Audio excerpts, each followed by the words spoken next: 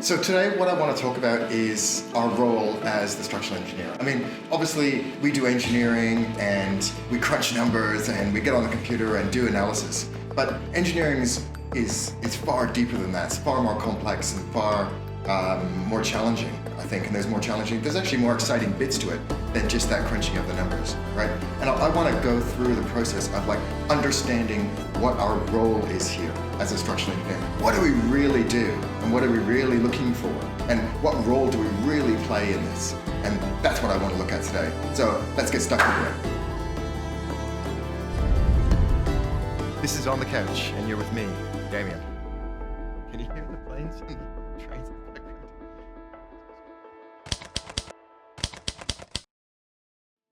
So I want to start by presenting an anecdote. This involves a client, a structural engineer, architect, and a builder, the regular crew. And the client comes to the structural engineer and engages the structural engineer and says, we're building a 3-story house and we would like you to be the structural engineer. So the structural engineer goes away and a couple of weeks later produces 4 construction drawings of a 3-story house, which is a concrete build.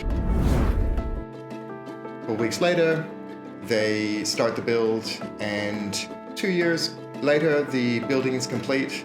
They spent $4 million, and everyone's happy. The clients live happily ever after in the house and love it. And everyone, rates the project a success.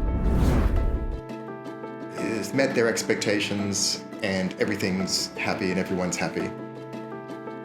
And that's the end of the story. So you might say to yourself, what's wrong with that story? That story sounds like a great story, a success story. There's no reason to doubt that any of that is a success, really. I'm going to present another anecdote. And this anecdote is, again, about a client, about a structural engineer, about a builder, and about a build. And the client comes to the structural engineer and they says, we want to build a 3-story building. And the structural engineer says, okay, well, let's do a little bit of discovery and discover what you want to build. There's a series of collaboration, through a series of meetings. The structural engineer and the client and the builder all decide on doing the building out of CLT. 12 months later and $3.5 million later, the client moves into their brand new house and they live happily ever after. It's achieved the client's brief. Everyone rates the story a success.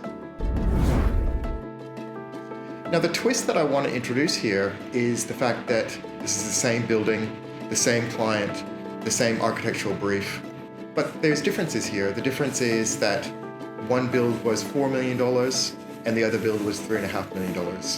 One build was 24 months and the other build was 12 months. Everyone here believed that both pathways were successful. So the question is, what is our role here? As the structural engineer, what are we engaged to do? Are we engaged to just come up with a solution that doesn't require exploration, that doesn't invoke a sense of curiosity, just produce a solution that works?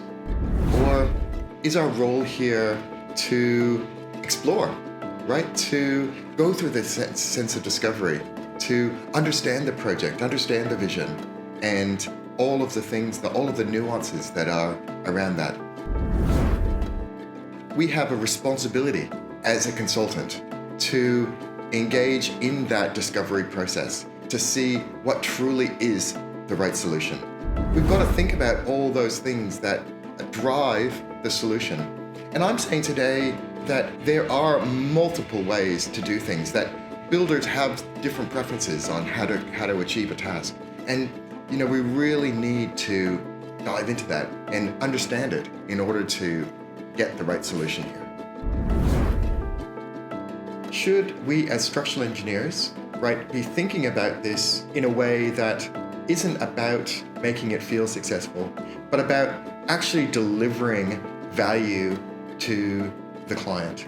And I'm not saying that concrete is necessarily more expensive than CLT or quicker or anything. That's not the story that I want to tell here. The story that I want to tell here is the fact that there's different ways to go about a project.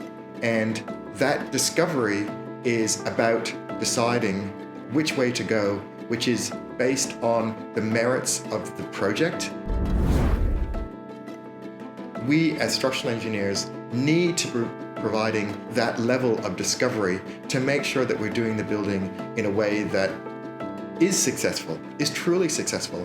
And we shouldn't be relying on not knowing the truth about the other options, about naively going into this and delivering something where possibly don't know that this is the only way to build, because we know that's not the truth, or that it's the right way to build.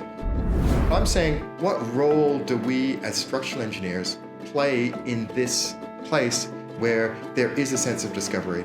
Because in fact, the client is relying on us to be a respected expert, right? A design expert, somebody who's going to make the right decisions that is not based on their personal preference, but is actually based on the merits of the project. Because in fact, no matter how you build these two buildings, effectively, you're going to achieve the outcome that the client wants. And actually, Daniel Kellerman talks about this in his book. So in Daniel Kellerman's book, Noise, he has a chapter on better judges for better judgments. And in it he says, as we have also noted, many judgments are not verifiable. Within certain boundaries, we cannot easily know or uncontroversially define the true value at which judgments are aiming. Yet some professionals in these domains come to be called experts. The confidence we have in these experts' judgments is entirely based on the respect they enjoy from their peers. We call them respect experts. The term respect experts is not meant to be disrespectful. The fact that some experts are not subject to an evaluation of an accuracy of their judgment is not a criticism, it's a fact of life.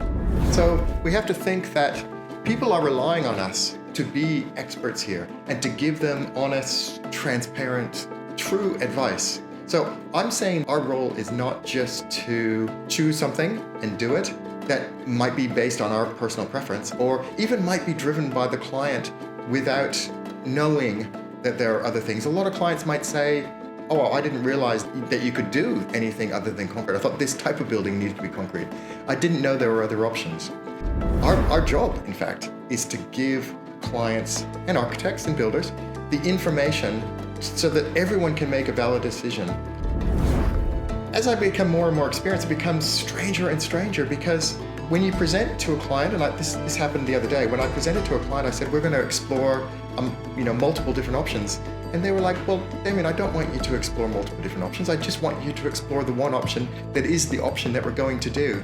And as I become more experienced with this, I actually feel like it is less obvious about what the decision is going to be.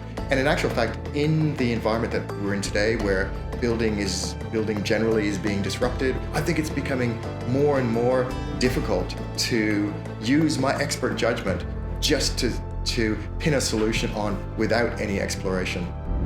You've got to think about how we can use the narrative of the client to drive the decision-making process that we're at. And remember, as soon as you say, this is definitely the case, and we're definitely doing this way, that's the time when, as Adam Grant would say, we need to think again.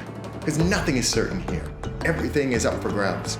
Every option is available to us, and we should be exploring those options. So as a structural engineer, I think our job is to think about what is the best solution for the project. And that discovery is tough. I was at Taree the other day, a beautiful project we did with First Steps Count. And somebody asked me, oh, how long did it take you to engineer the building? Right, it's a $3, $4, $5 million building. And I said, probably about 2 days. The engineering is the easy bit. It took us 2 years to decide what we were going to build. So that sense of discovery is something that we should embrace.